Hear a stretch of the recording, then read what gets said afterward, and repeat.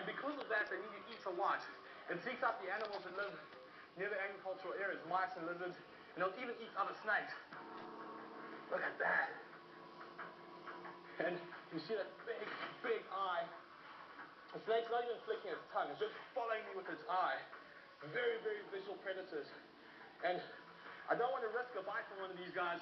Most of the rear fang snakes are thought to be not deadly until someone gets bitten and dies, and then you change your mind and say they're deadly. So I don't want to be the first person to figure out that the venom's quite bad. It's basically seeking out the shade underneath me. You know, it's expended a lot of energy, and it's getting pretty warm. So before I work with it, what I'm going to do is just get some water onto it. That way it can drink if it needs to, and also it will cool it down while we work with it. Make sure this guy's nice and cool. So what I want to do from him is try and see if I can get any venom. Ooh, hey little buddy. Rear fang snakes have grooved back teeth to deliver venom that typically helps immobilize and digest prey. What I want to try and do is get as much of his body underneath me as possible, just so it's out of the sun.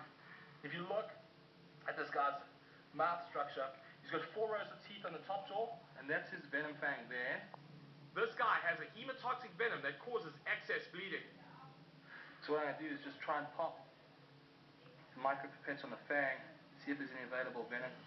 Because of the way it attacks blood cells, it could have potential for preventing strokes by breaking up blood clots. So I'll send a sample to a research lab. So this is a decent venom yield from a rear fang snake or colubrid, because if you think about some of the snakes that can be deadly, the amount of venom that they need to kill you is less than you can see with naked eyes. So that's actually a pretty decent amount. So I just want to get this into a specimen container as quickly as possible. Things denature in the desert heat so quickly.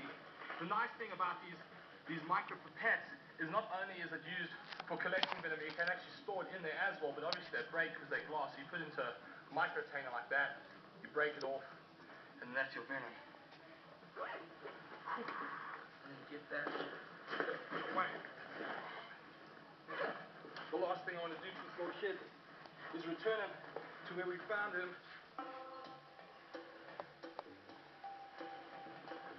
Where was it? It's like over here. So you're sitting over there. Alright. Let's just get him in there. Chisel, baby.